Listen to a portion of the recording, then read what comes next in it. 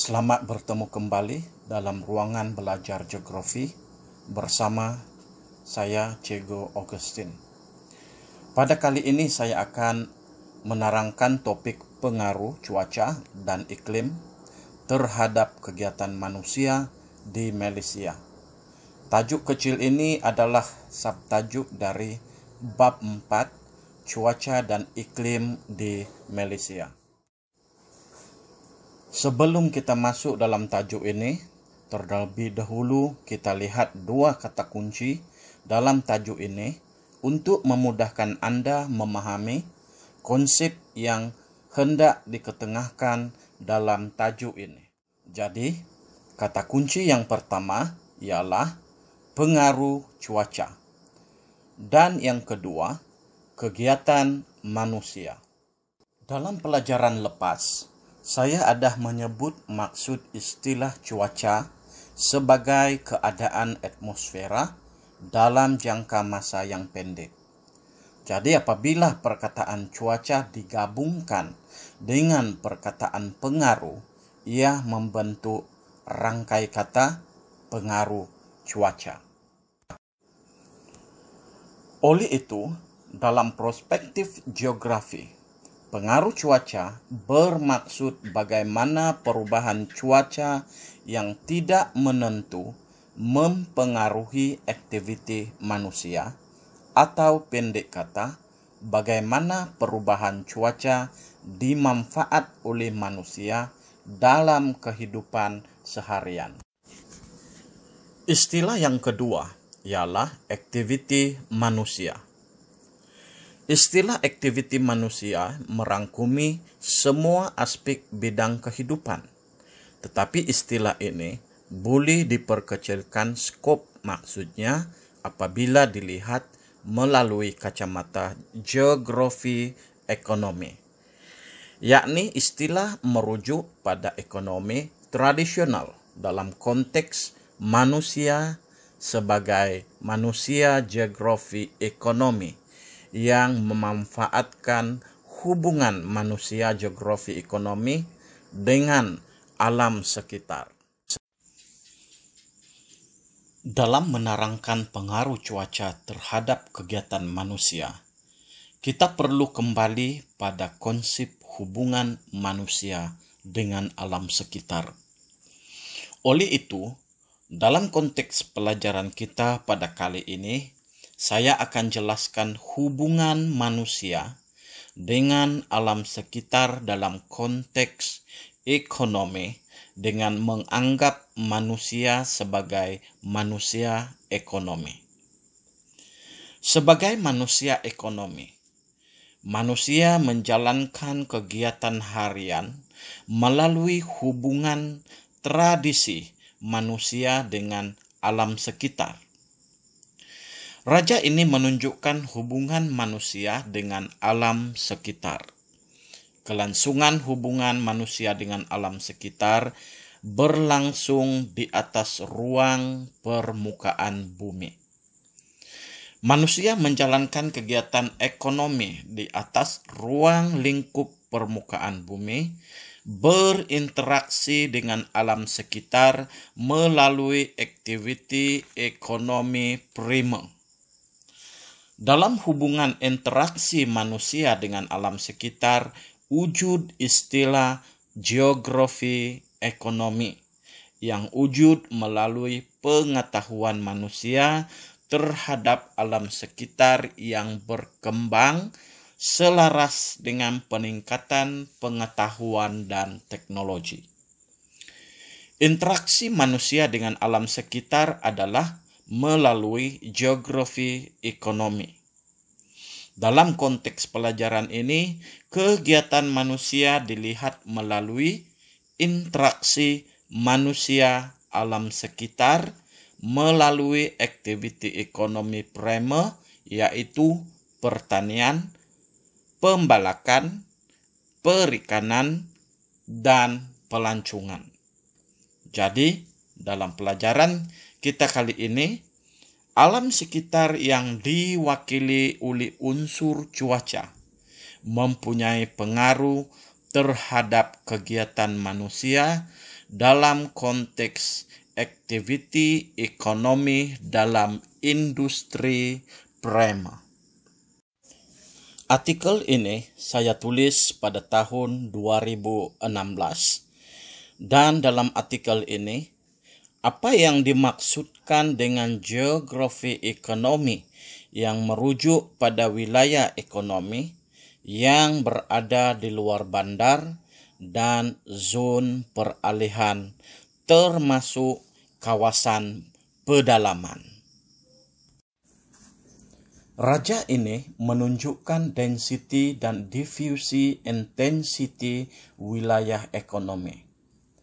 Aktiviti ekonomi semakin pesat apabila kita bergerak ke arah bandar dan sebaliknya aktiviti ekonomi semakin terhad ke arah luar bandar sehinggalah kita jauh ke kawasan pedalaman berdepan dengan alam semula jadi semata-mata.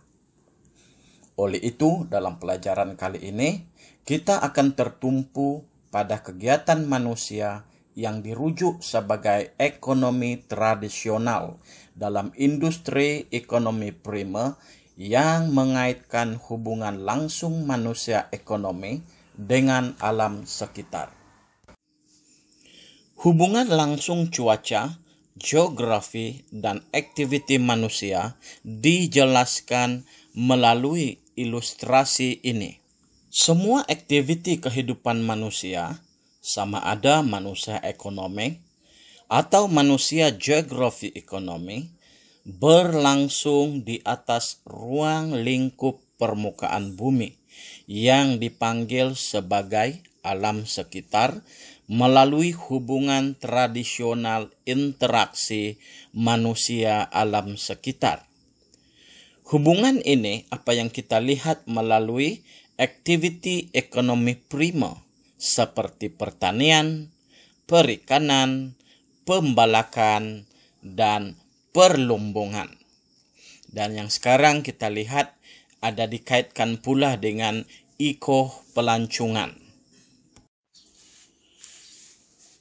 Oleh itu, disinilah betapa pentingnya geografi sebagai alat yang bukan sahaja dapat membantu manusia meneroka alam sekitar, tetapi juga membantu merancang ekonomi melalui pemahaman peranan geografi ekonomi. Seperti yang dinyatakan sebelum ini, aktiviti manusia yang dipengaruhi oleh cuaca ialah aktiviti primer, yaitu pertanian, pembalakan, perikanan, dan pelancongan.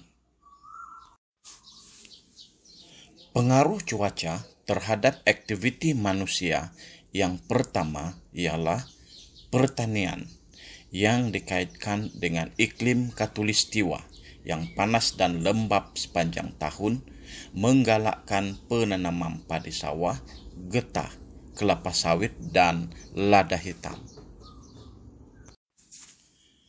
Kawasan pertanian utama di Malaysia ialah dataran Kedah Perlis dan dataran Kelantan untuk penanaman padi, segitiga Jengkah dan Lahad Datu Sabah untuk penanaman kelapa sawit, manakala sekitar Kuching dan Seri Aman untuk penanaman lada hitam.